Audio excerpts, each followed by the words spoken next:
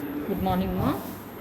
ఈరోజు ఇంతకుముందు క్లాస్లో సింధు నాగరికత కాలం నాటి 1 మార్క్ క్వశ్చన్స్ గురించి మనము చెప్పుకున్నాము. ఈరోజు సెకండ్ చాప్టర్ అంటే వేదకాలం నాటి చాప్టర్లో ఆబ్జెక్టివ్ టైప్ అంటే 1 మార్క్ క్వశ్చన్ గురించి ఈరోజు మనము డిస్కషన్ చేసుకున్నాం. ఫస్ట్ క్వశ్చన్, వేద సంస్కృతికి వేరే పేరుతో ఏమని పిలుస్తారు? వేద సంస్కృతిని ఇంకా వేరే నేమ్ ఉందంట, అది కింద ఇచ్చినారు మీకు.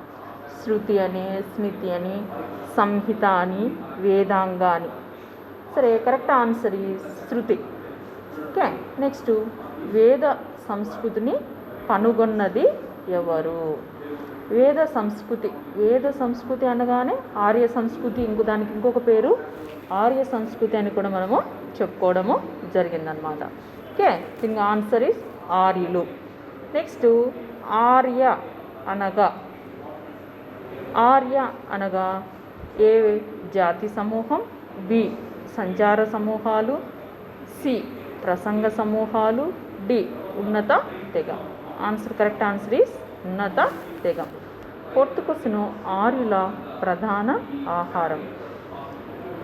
ఏ బార్లీ మరియు వరి, బి వరి మరియు పప్పులు, సి కూరగాయలు ఫలాలు, డి ఇస్ పాలు మరియు పాల ఉత్పత్తులు.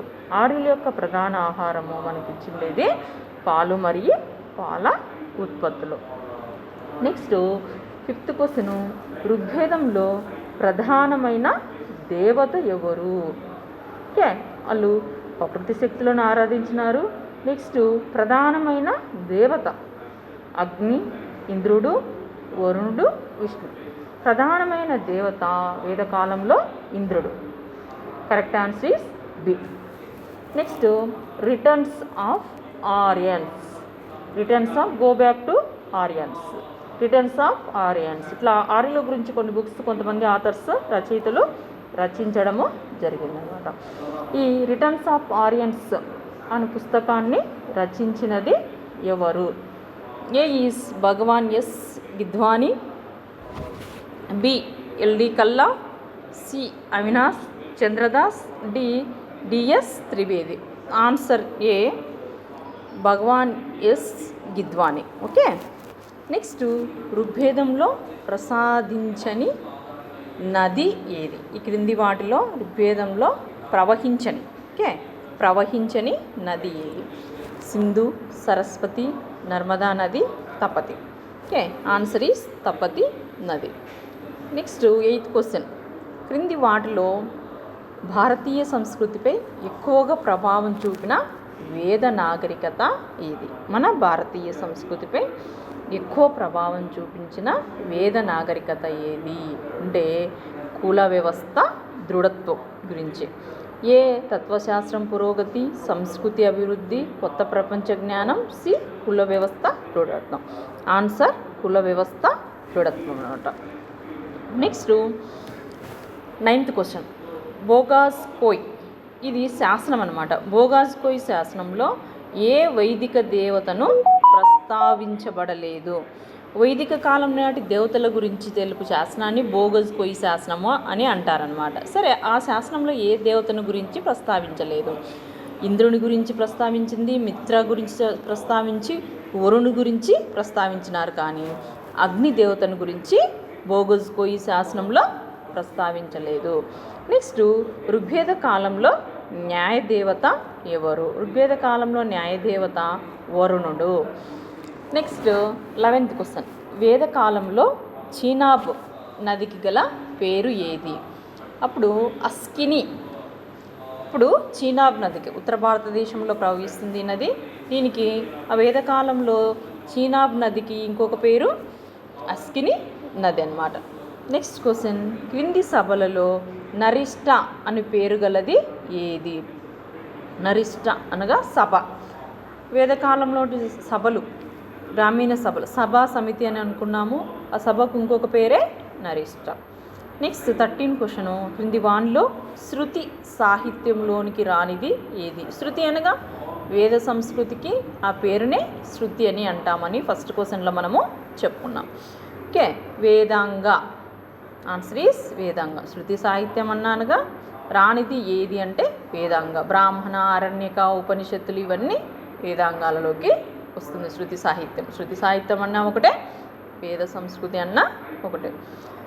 నెక్స్ట్ వితస్త అనే వేదకాలం నాటి నది ప్రస్తుతం గుర్తించబడేది జీలం నది. దీనికే అప్పటి పేరు వితస్త. 15th క్వశ్చన్, క్రింది వానిలో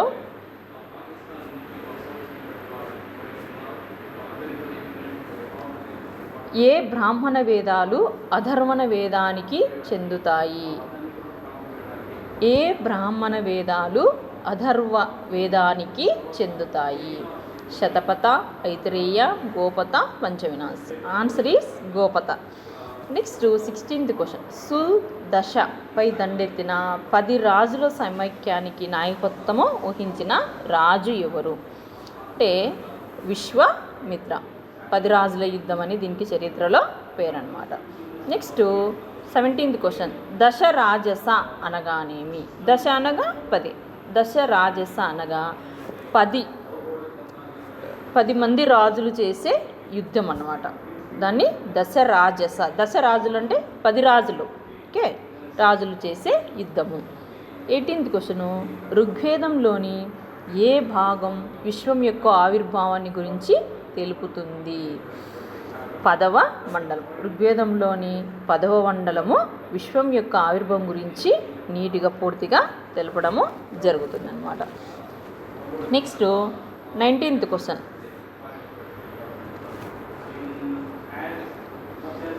ప్రఖ్యాతిగాంచిన మహాభారత యుద్ధము ఏ నది ఒడ్డున జరిగినది? అప్పుడు ఈ నది పేరు పరుష్ణి నది. ఈ నది ఒడ్డున మనం చెప్పుకుంటున్న మహాభారత యుద్ధం అనేది పరుష్ణి నది ఒడ్డున జరగడము జరిగింది. నెక్స్ట్ క్వశ్చను, క్రింది వానిలో సూర్యునితో సంబంధాన్ని వర్ణించే వేద దేవతలు ఎవరు? సూర్యునితో సంబంధాన్ని వర్ణించే వేద దేవతలు Ashwini. Next question, 21st question, భారతీయుని ఆవిర్భావానికి క్రింది వానిలో ఏది కారణమైనది? భారతీయుని ఆవిర్భావానికి సంబంధించింది అనమాట. అధర్వణ వేదము. మనకు 4 వేదాలు ఉన్నాయని చెప్పుకున్నాము. ఋగ్వేద, సామవేద, అధర్వణ వేద, యజుర్వేదము. ఈ అధర్వణ వేదము భారతీయుని ఆవిర్భావం గురించి పూర్తిగా మనకు తెలియజేయుచున్నది.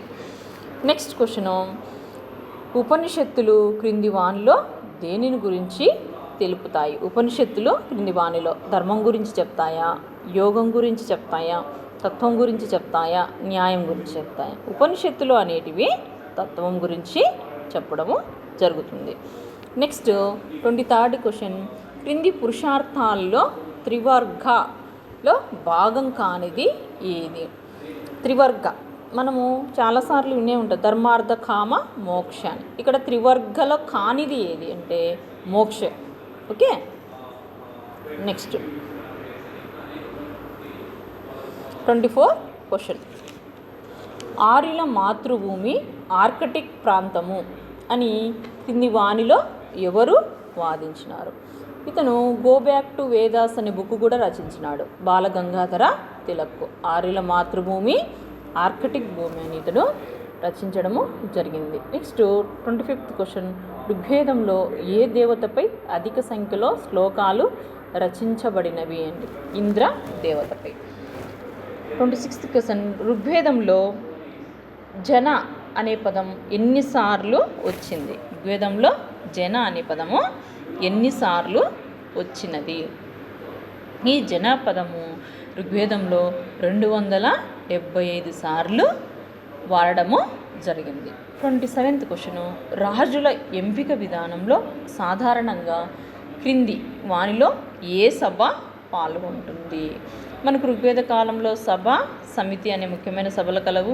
రాజుల ఎంపిక విధానంలో సమితి అనే సభ పాల్గొనడము జరుగుతుంది అన్నమాట. నెక్స్ట్ 28th క్వశ్చన్, యోగ తత్వాన్ని వెల్లడించినది ఎవరు? యోగ తత్వాన్ని. Okay, next A Rigveda, Samaveda, Yajurveda, Atharvana యోగ తత్వాన్ని. పతంజలి రచించడము జరిగిందనమాట. పతంజలి శంకర యోగతత్వాన్ని A Patanjali, B Shankaracharya, C Jaimini, D Gautami యోగతత్వాన్ని గురించి పూర్తిగా వివరించిండేది పతంజలి. నెక్స్ట్ విసమత్త అనే పదము మలివేద కాలంలో దేనికి ఉపయోగించబడినది? రాజు. నెక్స్ట్ ఆన్సర్ ఈజ్ వేద కాలంలో అగన్య అనే పదము ఏ జంతువును సూచిస్తుంది? వేదకాలంలో అగన్య అంటే ఆవు. ఇప్పట్లో మనము ఆవు అని పిలుస్తున్నారు. ఆవుకు వేదకాలంలో ఆవును అగన్య అని పిలిచేవాళ్ళు అన్నమాట.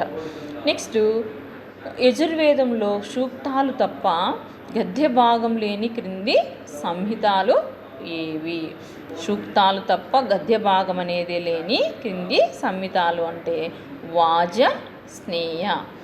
నెక్స్ట్ వన్ ఈజ్ పాచిక ఆట క్రింది కర్మకాండలలో దేని భాగమైన? పాచిక ఆట చెస్. ఇది రాజసూయ కర్మకాండలో భాగమై ఉండేది వేదకాలంలో. నెక్స్ట్ 34 క్వశ్చను, గంగా మరియు యమున నదులను మొదటిసారిగా ప్రస్తావించినది ఏది? గంగా నది, యమునా నదుల గురించి ఇక్కడ మొట్టమొదటిసారిగా ప్రస్తావించిందంటే మన ప్రాచీన వేదమైన ఋగ్వేదంలోనే గంగా నది, యమునా నది గురించి ప్రస్తావించడము జరిగింది. 35th క్వశ్చన్, గాయత్రి మంత్రం ఎవరికి అంకితము ఇవ్వడం జరిగినది అంటే గాయత్రి మంత్రాన్ని సావిత్రికి. ఇవి వేదకాలం చాప్టర్లోని 35 1 మార్క్ క్వశ్చన్స్. ఇవి మీ మెటీరియల్లో మీరు మళ్ళీ ఒకసారి నీట్గా చదివి నేర్చుకోవాలని చెప్తున్నానమ్మా. ఒకసారి అందరూ కూడా లెసన్ చదివేసి క్వశ్చన్స్ నేర్చుకొని ఆబ్జెక్టివ్ టైప్ 1 మార్క్ క్వశ్చన్ చూసుకోండి. అదేవిధంగా మ్యాప్ పాయింటింగ్ కూడా చూసుకోండి.